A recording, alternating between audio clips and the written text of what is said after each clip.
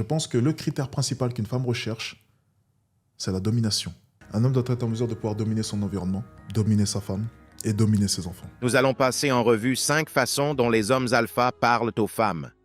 5.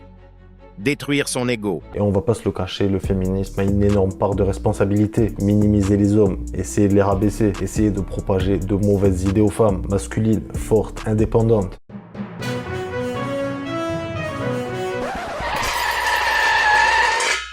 En janvier, le Haut Conseil à l'égalité entre les femmes et les hommes a sorti un rapport sur le sexisme en France. Il constate que dans notre beau pays, 17% des personnes de 15 ans et plus adhèrent au sexisme hostile. Soit plus de 10 millions de personnes qui sont d'accord avec les propos masculinistes que vous venez d'entendre. Mais c'est quoi exactement le masculinisme? Eh bien, c'est un mouvement anti-féministe apparu en réaction au mouvement féministe. Si les contenus masculins pullulent sur les réseaux sociaux aujourd'hui, le courant lui-même sévit depuis les années 70 à 80. En réalité, il y a plusieurs teintes de masculinisme. Les branches les plus extrêmes, comme celle des incels, incite carrément au meurtre et au viol des femmes. En juillet 2025, un jeune incel de Saint-Étienne a été arrêté alors qu'il allait commettre un attentat dans son lycée. Le Haut Conseil à l'égalité parle de terrorisme misogyne. Pour lui, le masculinisme, c'est un enjeu de sécurité nationale. Donc, c'est pas à prendre à la légère. Maintenant, analysons quelques idées véhiculées par cette idéologie, à commencer par son fondement, et je ne parle pas d'arrière-train. La masculinité est-elle en crise? La base même du masculinisme, c'est d'affirmer que plus les femmes ont de droits, moins les hommes sont des hommes. À les entendre, ils seraient émasculés par les lobbies féministes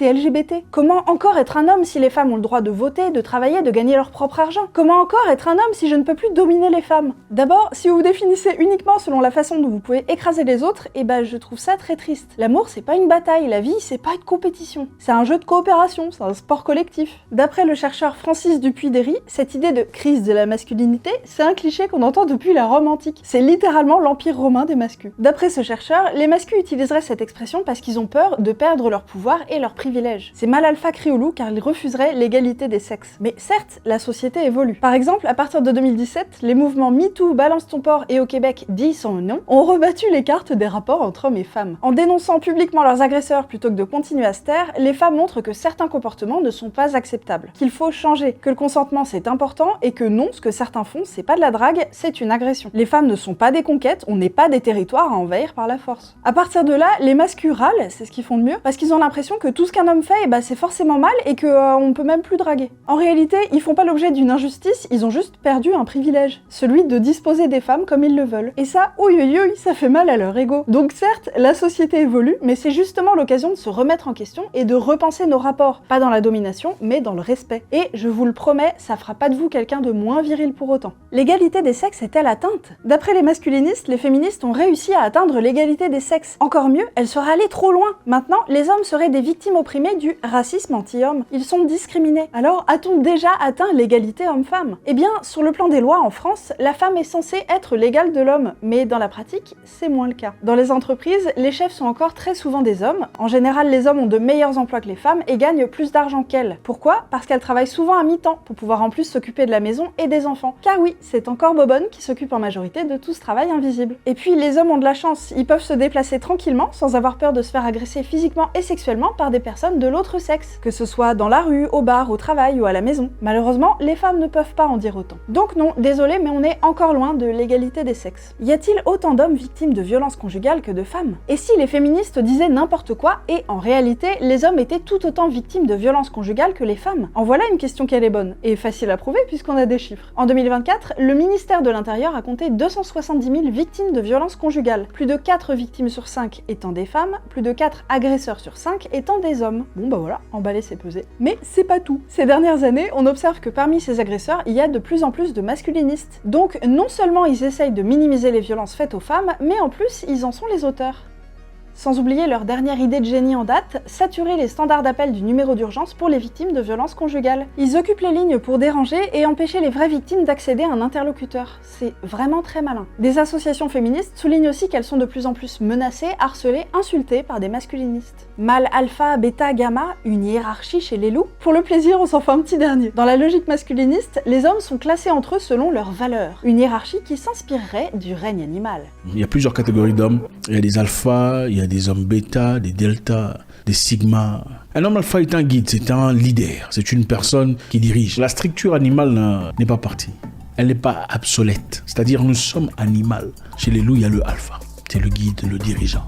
Le alpha ne se présente pas toujours devant, il est souvent le plus grand, le plus fort, le plus résistant. Alors déjà, scientifiquement, chez les humains, leur histoire de hiérarchie là, ça vaut que pouic. Mais en plus, vous allez rire, ça n'existe même pas chez les loups. Donc toute leur théorie, c'est basé sur du vent. Cette idée de hiérarchie vient d'une vieille étude de 1977 dans laquelle un biologiste a observé des loups en captivité au Canada. Il a eu l'impression que les animaux formaient une meute avec à sa tête un individu qui les guidait, qu'il a appelé alpha, sauf que c'est complètement bidon. Parce que quand on les observe dans la nature, les loups ne se baladent pas en meute mais en famille, donc il n'y a pas d'alpha, de bêta ni rien. Le chercheur a eu beau corriger son erreur, c'était trop tard et la fake news continue de circuler. Pour résumer, tout en attisant la haine envers les femmes, les masculinistes se disent discriminés et victimes de racisme anti-homme. Alors même que la qualité d'un bon mâle alpha, pourtant, c'est de ne pas se plaindre. Arrêtez la victimisation.